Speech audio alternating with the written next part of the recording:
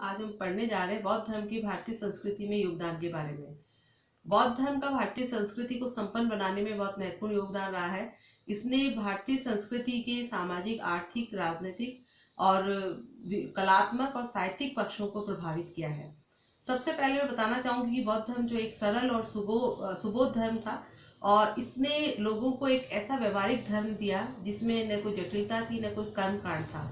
इस धर्म ने अपने दरवाजे सभी वर्णों के लिए खोल दिए थे और निम्न जाति का व्यक्ति भी इसको जो है आसानी से इसमें शामिल हो सकता था और इसीलिए बौद्ध धर्म का प्रचार प्रसार बहुत ज्यादा हुआ।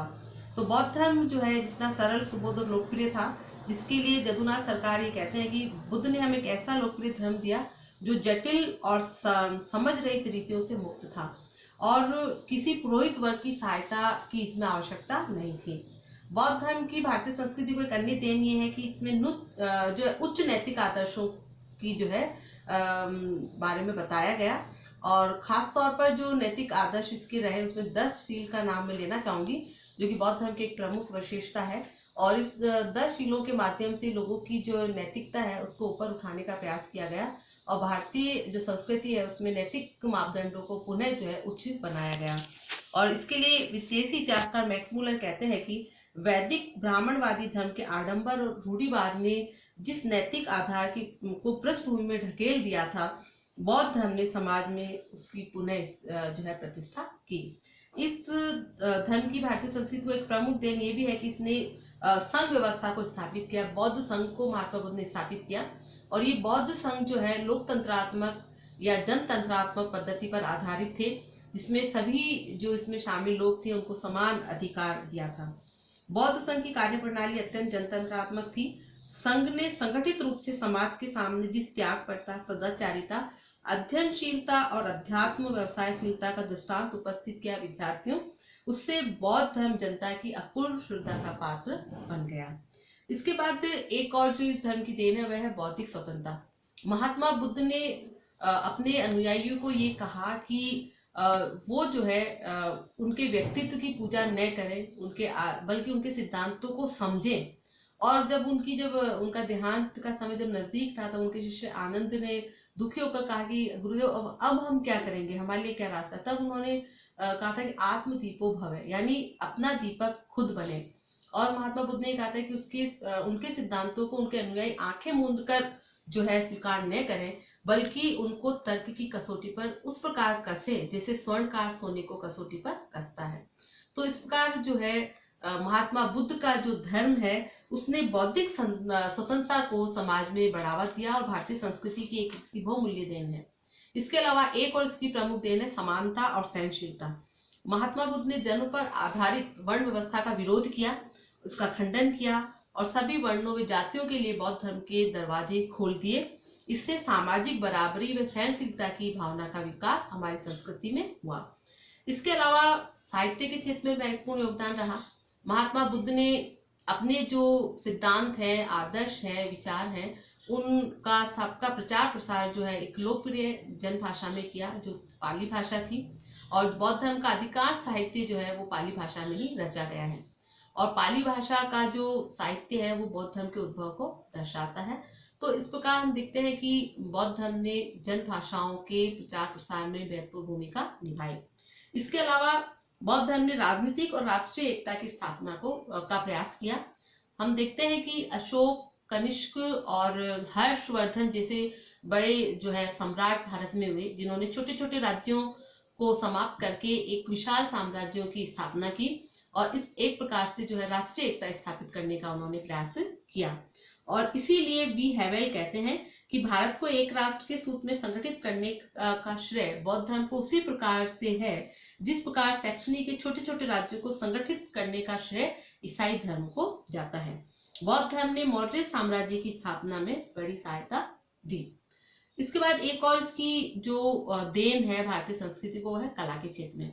बौद्ध जो शासक हुए जिन्होंने बौद्ध धर्म को प्रश्रय दिया, खासतौर पर कनिष्क, उस समय महायान संप्रदाय जो है उसकी स्थापना हुई और महायान संप्रदाय में महात्मा बुद्ध की मूर्तियों को पूजने की व्यवस्था थी और इसका परिणाम ये निकला कि कनिष्क के काल में 1ली शताब्दी ईस्वी में मथुरा और जो गांधार है वो कला के प्रमुख केंद्र बन गए, जहां पर महात्मा बुद्ध की विशालकाय प्रतिमाओं का निर्माण हुआ। और इसके बाद में जो बौद्ध धर्म से संबंधित स्तूप है और जो गुफाएं हैं और जो बड़े बड़े चैत्य है, विहार है, उनकी स्थापना हुई। और खासतौर पर हम देखते हैं अशोक के समय में अनेक स्तंभों का निर्माण हुआ जो बौद्ध धर्म की देन है, जो कि काफी जो है कलात्मक दृष्टिकोण से महत्वपूर्ण माने जाते हैं। और इसके अलावा बहुत सारे जो अन्य जो कला के क्षेत्र में गुफाएं वगैरह है, बारबरा की गुफाएं हैं, ये सब भी जो है कलात्मक दृष्टि से महत्वपूर्ण है। अजंता एलोरा में भी बौद्ध काल की भी गुफाएं हैं जो हमें उस समय के कला के विकास को दर्शाती है। इसीलिए क्रिस्टोफर हम्फ्री कहते हैं कि ईसा की 6वीं शताब्दी तक भारत में सबसे उत्तम कला बौद्ध कला है। चीन, जापान, बर्मा तथा शाम में जब से बौद्ध धर्म का प्रवेश हुआ तब से इस देश के में किसी भी युग की सर्वश्रेष्ठ कला बौद्ध ही है। और आज विश्व के जितने भी देश है बड़े, उनके म्यूजियम्स में, अजायब घरों में, संग्रहालयों में बौद्ध कला के जो नमूने हमें देखने को मिलते हैं। इसी के साथ एक और प्रमुख देन इस धर्म की यह भी रही कि इसने भारतीय संस्कृति का विदेशों में प्रचार किया। आप जो है शुरू से पढ़ते आ रहे होंगे, जब सामाजिक विज्ञान आप पढ़ते हैं, सामाजिक ज्ञान में देखते हैं कि अशोक का नाम हम जब लेते हैं तो बौद्ध धर्म का जो प्रचार प्रसार उन्होंने किया, तब एक उसमें ये भी आता है बिंदु कि अशोक ने अपने पुत्र महेंद्र और पुत्री संघमित्रा को श्रीलंका भेजा था बौद्ध विहार की शाखा लेकर। यानी अशोक के समय में और उसके बाद में कनिष्क और फिर हर्षवर्धन के समय में भारतीय संस्कृति, खासतौर पर बौद्ध संस्कृति का प्रचार प्रसार जो पूर्वी और दक्षिणी एशियाई देश है वहां पर हुआ। और खासतौर पर चीन के अनेक यात्री भारत आए जिन्होंने यहाँ की संस्कृति को, बौद्ध संस्कृति का अध्ययन करने आए थे, लेकिन इसके अलावा उन्होंने और चीजों को भी यहाँ का देखा और भारतीय संस्कृति का प्रचार प्रसार इसकी वजह से विदेश में हुआ। और उनके लगातार जो धर्म प्रचारक है बौद्ध धर्म के, वो विदेश यात्राएं उन्होंने की और उसकी वजह से तत्कालीन लंका, बर्मा, चीन, तिब्बत, जापान, कोरिया, जावा, सुमात्रा आदि तथा मध्य एशिया के अनेक देशों में बौद्ध धर्म ने अपनी बहुत गहरी जड़ें जमा ली।